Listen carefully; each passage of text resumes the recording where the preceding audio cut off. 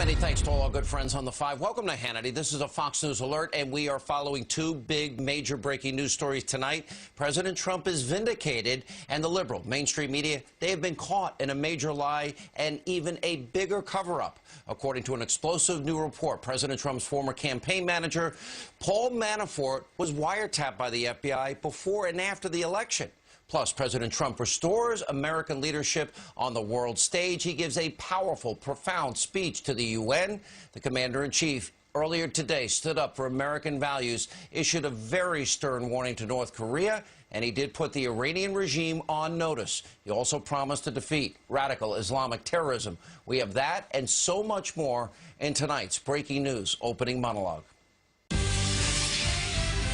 All right, President Trump has been proven right about wiretapping, and guess what? The all-knowing, holier-than-thou, destroy Trump propaganda media has been caught in a massive lie and a major cover-up.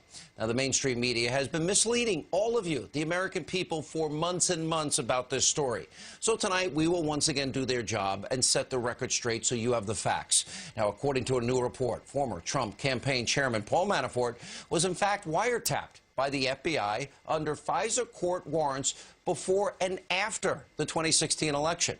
Now, according to reporting, the FBI was monitoring Manafort over concerns that he was communicating with, quote, Russian operatives. But what's even more disturbing is this. Manafort was under surveillance earlier this year when he was known to be communicating with President Trump. Manafort, earlier tonight, put out a statement and is demanding an investigation into how this information was leaked to the press, and he's also calling for the Obama administration's surveillance of a political opponent to be investigated also. And also tonight, the DOJ did say earlier this month there was no evidence that President Trump was directly targeted for surveillance, but they didn't specify if the president was incidentally caught up in this Manafort wiretap. So for all of you lazy, overpaid, ideological, liberal, mainstream media people out there, you have now been exposed for the frauds you are, yet again. And as we've been saying, the biased press, they're not interested in reporting the truth and fact. They only care about smearing and delegitimizing President Trump, and this is more evidence. And after President Trump tweeted back in March 4th, that he was wiretapped by President Obama or people in his administration, the Destroy Trump media lost it. They were viciously mocking and attacking him. Watch this.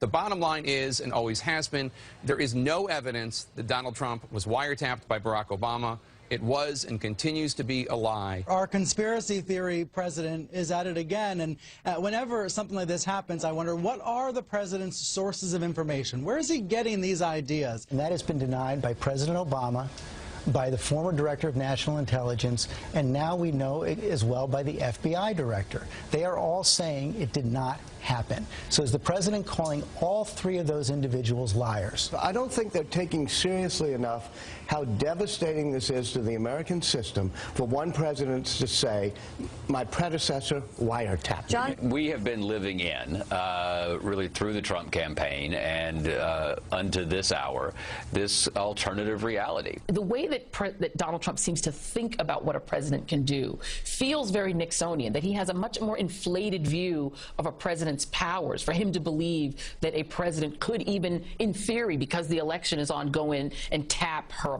the opponent of his preferred candidate. Trump's mind is a little bit of a mystery to me still. The conspiracy theory media lies to you again. Now, this is not surprising, considering the left-wing media, it's like an echo chamber. They all find one topic to attack the president on, and they repeat and repeat and repeat the same talking points. This is beyond pathetic, predictable, frankly dangerous in a lot of ways.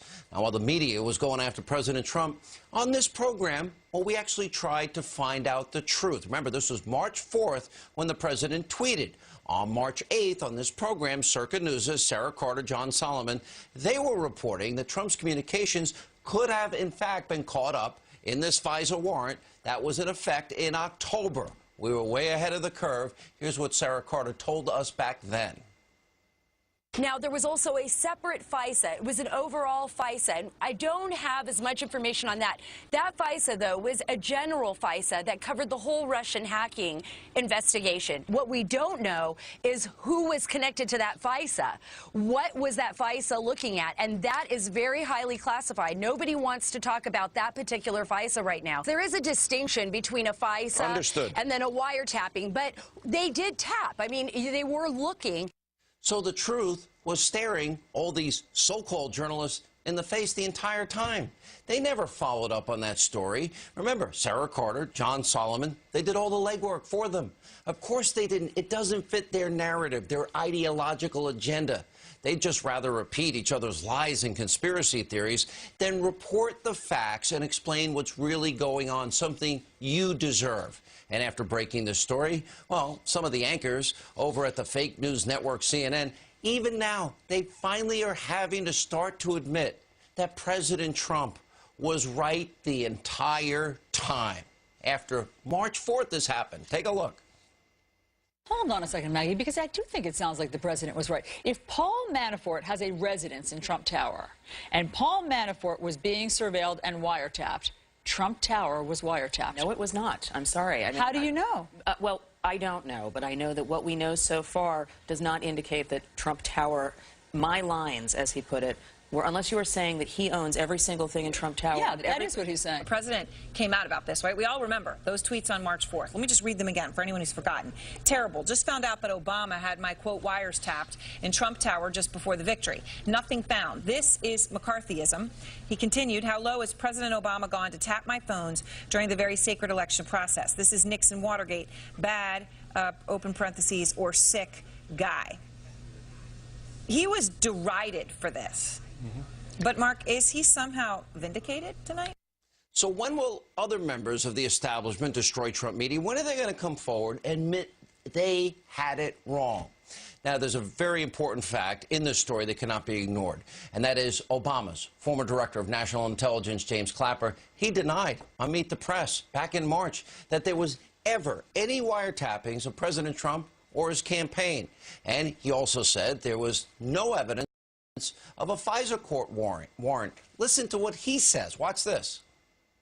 For the part of the national security apparatus that I oversaw as DNI, there was no such wiretap activity mounted against the president-elect at the time, or as a candidate, or against his campaign. There is no FISA court order? Not to my knowledge. Of anything at Trump Tower? No. Wrong and shocking. Now, Clapper needs to be hauled in front of Congress, and he needs to be ordered to testify under oath about everything that he knows and how he went on television and said something that's not true. Because guess what? He doesn't appear to be telling the truth yet again in the clip we just showed you. It's inexcusable.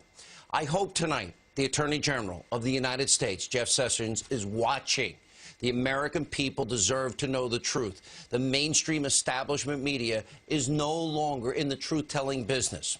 All right, also tonight, President Trump, he stepped on the world stage earlier today at the UN and wasted very little time in confronting the many dangers America and the world is now facing, evil in our time. President Trump, he took direct aim at North Korea for its continued aggression, and he issued a direct warning to dictator Kim Jong-un and his rogue regime. Take a look at this. The United States has great strength and patience, but if it is forced to defend itself or its allies, we will have no choice but to totally destroy North Korea. Rocket Man is on a suicide mission for himself and for his regime. It is time for North Korea to realize that the denuclearization is its only acceptable future. And what a difference a president makes. Now, President Trump didn't stop with North Korea. He also focused on radical Islamic mullahs in Tehran and the disastrous Iranian nuclear deal. Look at this. We cannot abide by an agreement if it provides cover for the eventual construction of a nuclear program. The Iran deal was one of the worst and most one-sided transactions the United States has ever entered into. Frankly, that deal is an embarrassment to the United States, and I don't think you've heard the last of it. believe me. Now, that deal is an embarrassment to the United States, and we've not heard the last of it. Now, this is what leading on the world stage actually looks like. President Trump refused to appease and capitulate to countries like Iran and the hate America crowd in North Korea, countries that want to see Israel wiped off the map. In fact, President Trump is receiving very high praise for his very bold and direct address. The Israeli Prime Minister, Benjamin Netanyahu, said it was the most bold, courageous speech he's ever heard at the United Nations. Now, President Trump also outlined his plan to defeat radical Islamic terrorism and called on other countries to ramp up their efforts in that fight, modern-day evil. And I've got to say, it's beyond refreshing and encouraging to have a president who is not afraid to call out radical Islamic terrorism by name. Remember, only a couple of years ago, President Obama did the exact opposite at the UN and actually said that Islam is the religion of peace. Well, for some, yes, but for many, no. And finally, during the major speech, President Trump defended American sovereignty by declaring he, as president, will always put America first. Now, later in the program, we will have Ambassador John Bolton and, in an exclusive interview tonight, the president of Egypt. Now, he's been extremely courageous in battling and identifying radical Islamic terrorists. But first, joining us now, the author of the New York Times #1 bestseller, Understanding Trump, former Speaker of the House, Fox News contributor, Newt Gingrich. By the way, Newt has an online course called Defending America. Mr. Speaker, good to see you again. Good to see you. And I must say, I thought that the historic speech that President Trump made at the United Nations today was really about defending America, but it was also about defending the right of every country to be a sovereign nation. It's truly a remarkable speech. It's the fourth great speech of his presidency, and I think it sets the stage for a real debate worldwide about globalism versus sovereign nations who work together, but they work together as independent countries, not as some kind of a globalist internationalism. You know, Democrats ripping this as bombastic and dangerous, and I'm looking at the words of the speech, and he says, okay, he reiterated his commitment to America first, our government's first duty to his people, to our citizens, to serve their needs, ensure their safety, preserve their rights, defend their values, and as president, I'll always put America first. And he takes on North Korea, that's firing missiles over Japan almost on a weekly basis.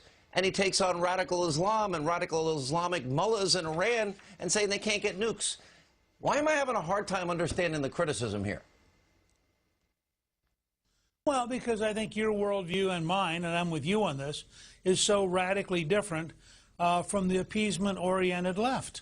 You have to remember that from the standpoint of the left, this is a dangerous speech at every level. It's a speech which says that America matters. And remember, when he says he's going to put America first, he went on to say, and he expects other leaders to put their countries first. He's not saying America first over everybody else, but he's saying if you have a national leader, you know, if the leader of Britain or the leader of Germany or the leader of China, if they're not putting their own country first, they're not doing their duty to their people. Now, out of that, you've got to negotiate, you've got to come together. But I thought it was a very compelling speech. Mad Dog Mattis, General Mattis, said that the U.S. may have a secret weapon to neutralize North Korea. When he was pressed, why are you laughing? When he was pressed further, he said, well, he talked about, I don't want to get into it, when he was talking about kinetic options. What, in your opinion, is that a clue as to what might be the option they're talking about? First of all, he has been going around very methodically, talking to our Missile Command, inspecting our ICBMs, talking to the Strategic Command, laying out what we could do. I don't know any secrets, and I deliberately have avoided clearance because I do so much television. But let me tell you from general open sources. Boeing has developed a hypersonic missile that literally knocks out all of the communications, all of the computers as it passes over a headquarters, for example. We have a variety of cyber weapons that we normally don't talk about and we never use because we don't want other people to know we have them. I think that if there's a terrific scene in Gladiator where Russell Crowe says, when you see the signal, unleash hell. I have a hunch that Mattis is very methodically orchestrating the capacity. Right. Okay. I think Mattis is very methodically organizing an ability to, if he has to, he doesn't want to. He's not a guy who believes in taking giant risks. But if he has to, I think he is prepared to take enormous steps to disarm North Korea and to do so in ways that most people have no idea we're capable of. I've been saying there's no good options. That, to me, would be a really good option. Well, imagine you woke up as Kim Jong-un and your telephone didn't work. And, by the way, your radio didn't work. And you weren't in contact with your generals. And your generals weren't in contact with each other. And you all of a sudden actually and your rockets didn't work. Launch anything because everything had suddenly been stopped. Now, whether or not we could do 100%, I'm not sure. I have a hunch we could do a lot, and I think that we have had very smart people work this problem for very many years. And it's one of the reasons I was proud that we had a huge bipartisan majority pass the Armed Services Bill in the Senate this week, because it's a signal that now we're coming together as Americans, not Democrats or Republicans, and we're saying to the world, we're going to do what we have to do to defend ourselves. Big time. Let me go back to March 4th of this year, when the president pointed out and tweeted out that he was being wiretapped. Well, we now found out that, in fact, the president was right. And we did, as I said in my opening monologue, we talked about this on March 8th, and Sarah Carter and John Solomon broke the story, FISA warrants, other warrants, and we know what happened. But there's the bigger, broader issue here of the unprecedented amount of surveillance of a political opposition candidate, unmasking of people, in the case of General Flynn, leaking intelligence, and then you have people like Samantha Power, the UN rep, unmasking up to 300 people, most of them Trump people, Ben Rhodes, Susan Rice, and you have to ask yourself, what is going on here, and how dangerous is this to the Fourth Amendment from your perspective? Well, look, I think if you were to take all the different ways in which the Obama Justice Department was abusing the system, abusing it on the one hand to defend Hillary Clinton, abusing it on the other hand going after Republicans and people who are for Trump. I mean, I think this is a radically bigger scandal than anything about Russia. Here you have an administration which deliberately was going after political figures, which on the other hand was deliberately defending its own political figures.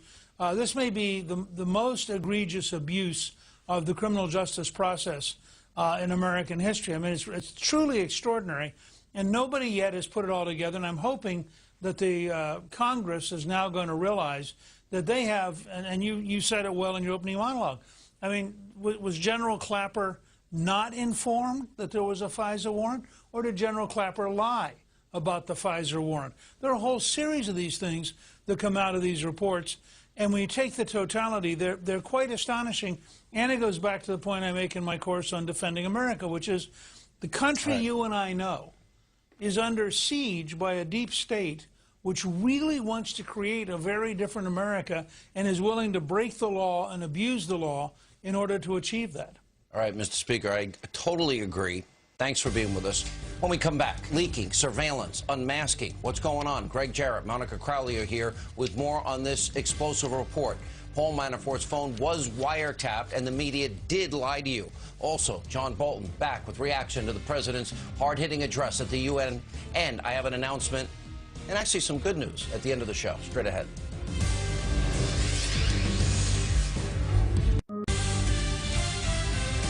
Welcome back to Hannity. So according to reports, former Trump campaign chairman Paul Manafort was actually wiretapped by the U.S. government before and after the presidential election. So on this new information, does it vindicate what the president tweeted out on March 4th about wiretapping? Joining us now, Greg Jarrett. He has a new op-ed out. It's entitled, "Sessions Should Resign, but Not Before Taking Action Against Clinton, Comey, and Rice." And also joining us is conservative commentator Monica Crowley is with us. Monica, let me start with you. All right, the media is so wrong, again. And they basically say, oh, the president has no facts, no truth. We reported this on this program on March 8th. We were right, they were wrong. Now, for example, CNN reports it, but they don't admit every one of their reports was dead wrong. When do they ever take responsibility for fake news, false reporting? Well, don't hold your breath, Sean, on that one. Look, I have long said that with this president, there's almost always a method to his madness. Almost. Not always, but almost always. And at the time when he put out that tweet that he and Trump Tower were wiretapped by the Obama administration and by its surrogates, all hell broke loose, right? And I kept warning my liberal friends, do not jump all over this, because obviously the president knows something that we don't. And now it's clear, according to this report, that at least Paul Manafort, who, by the way, not only worked at Trump Tower, but lived at Trump Tower, was under surveillance by the government. Now, let's not get it too far ahead of ourselves, Sean, because we don't know what the surveillance turned up. We don't know whether Manafort's conversations with the president were, in fact, intercepted as part of this surveillance. And we also don't know what Robert Mueller's endgame might be. So we don't want to get too far ahead of ourselves, but it does look like, in fact, the president knew what he was talking about and was correct when he put out that tweet. You know, and rightly, Greg Jarrett, obviously surveillance took place here. And Manafort saying tonight, hey, release them. We have discussed in detail all of the issues involving intercepts, leaking, unmasking. Why would Samantha Powers and Susan Rice and Ben Rhodes, to the extent they're spying on an opposition candidate? But here's my broader question. Assuming all of that is true, now we're back in a situation which goes to your column today. I'm trying to understand 11 months of Russia, no evidence, and they now have investigative creep, and yet all of these issues and all of these crimes that you laid out so systematically in your column today that explain, where is Jeff Sessions? Well, that's the big question. I've always liked Senator Sessions. Where is he doing his job? He has spent 7 months as Attorney General, and his tenure is notable for a series of failures to act where action is demanded. And he has done nothing about James Comey or Hillary Clinton or Susan Rice. He can appoint a special counsel to do it, a second special counsel. You can't count on Mueller to investigate Comey, for example. But he hasn't done it. And I argue that he has not just been unproductive and ineffectual. He has proven to be incompetent. And I hate to say that. I really do. Because he's a very fine man and he was a good U.S. senator. Now? Is it possible he's doing all these things, Greg, no. and we don't know about it yet? We'd know about it if he were doing them. He is not. You know, as I argue in my column, he's either ignoring them or twiddling his thumbs or both. And, you know, something has to be done. It's not like you can get rid of him because now you need Senate approval again, and we know how great Mitch McConnell is at moving. You can appoint an acting attorney general, which is anybody who's been confirmed in any branch, including the Justice Department. So there are plenty of people who could serve as acting attorney general until a permanent one is named. So there are plenty of options here, but Sessions needs to do the right thing and resign. All right, guys, thanks. When we come back, the former ambassador to the UN, John Bolton, has reaction to the president's speech to the United Nations from earlier today. That we kind of have a big announcement and some good news to share with you at the end of the show. Straight ahead.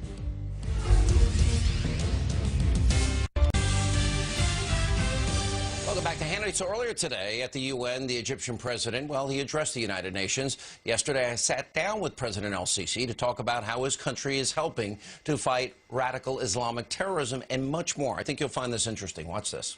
Mr. President, it's a great honor to have you. Welcome to the United States. It's a pleasure to me. Thank you very much. Thank you. You took one of the more courageous stands I'd ever seen on the world stage as it relates to radical Islam. And I want to remind our audience what you said. And you gave a speech, and it was translated. And you were talking about the Islamic world and the destruction of the rest of the world. And you said, you raised a question. You said, is it possible that 1.6 billion Muslims should want to kill the rest of the world's inhabitants, that is 7 billion, so that they themselves may live? Impossible. And then you said Islam needs a religious revolution. And I want you to go into that further. Explain. Here I was talking about the false ideas that misrepresent this religion.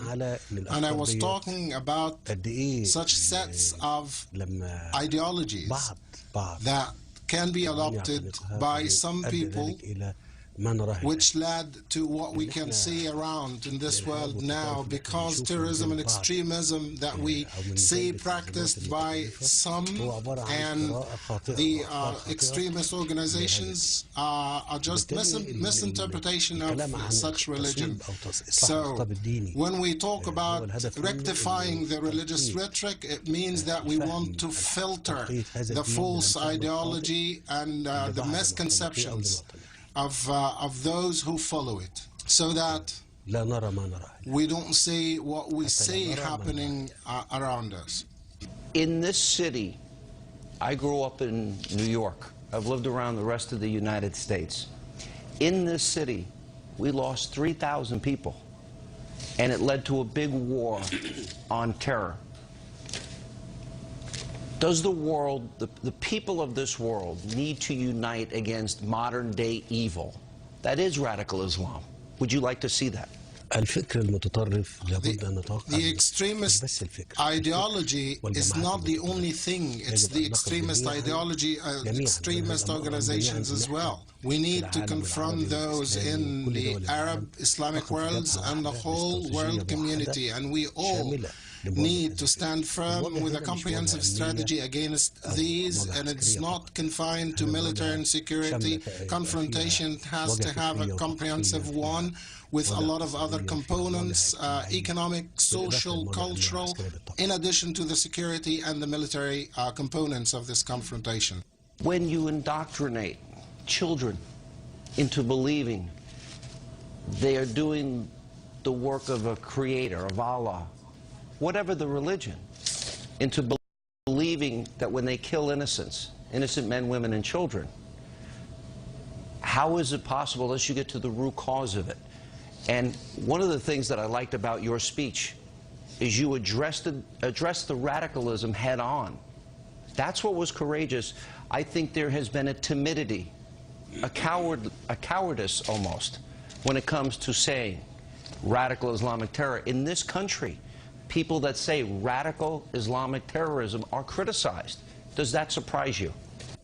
Criticism and difference are normal with any idea, whether the idea has already been proposed or is now being proposed. But let me tell you that I want you to imagine this. If 1 in 1,000 people from the 1.6 billion Muslims becomes radicalized, how many radicalized people will be in the world? 1,600,000?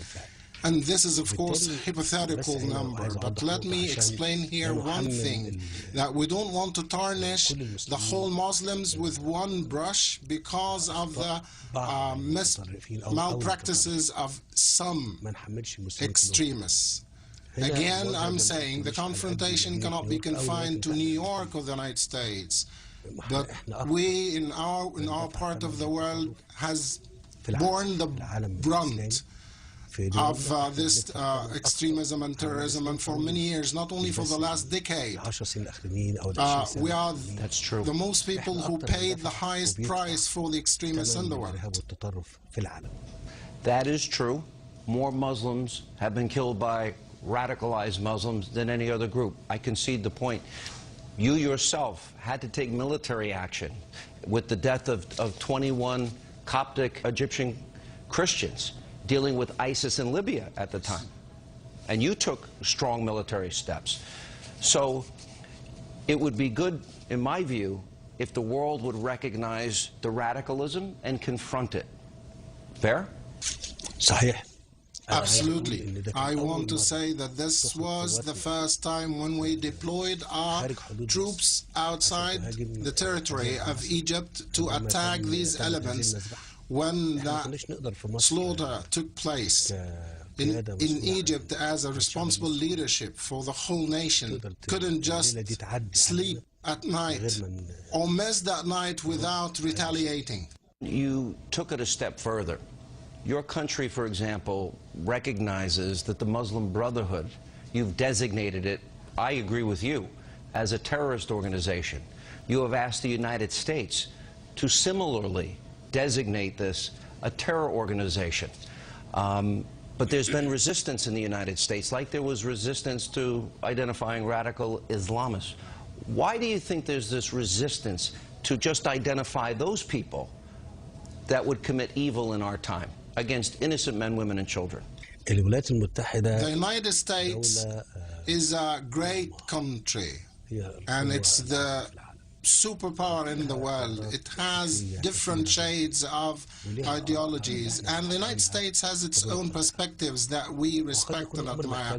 Maybe it takes more time on the part of the United States until they recognize that the extremist organizations have a bad impact, not only in the United States, but on the whole world. And the United States is responsible not only for the safety and well-being of Americans, but of the whole world. And I'm asking the people to ponder at the extremism and its ideology and stand unified as one front, whatever the names are: Boko Haram, Daesh, Ansar Bait al-Maqdis, Boko Haram. These are different names of the same entity. All right, when we come back, I have some good news and a big announcement. Hope you'll stay with us.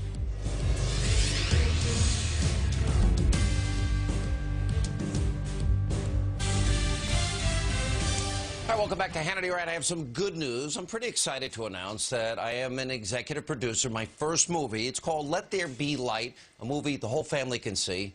Well, the movie just won Best Picture at the Canadian International Faith and Family Film Festival. By the way, here's a preview of the movie. Take a look. When you discover that everything you believe is a lie, where do you find the truth? Would you consider consulting a different source? Now you come to me and you say, Pastor Vinny, what does let there be light mean? What if it's as simple as this? Follow me here. This ain't brain surgery. Jesus gets whacked, right? Well, I've never exactly heard it put that way, but yeah. Do you believe that God hears? God always answers prayers. Don't worry, I don't play a big role. It's been 2 years in the making. Very, very proud of this project that I've been a part of. And we will soon be announcing where the theaters are. It will debut in theaters on October the 27th, and we'll tell you when and where you can go watch it. We hope you'll enjoy it, and your whole family can go. All right, that's all the time we have left this evening. As always, thank you for being with us. Don't forget, next Monday, back to our old time slot, 9 p.m. Eastern, 6 Pacific, and let's just say we have a few surprises next week. Hope you'll join us then. Hope you'll join us tomorrow night, and have a great evening.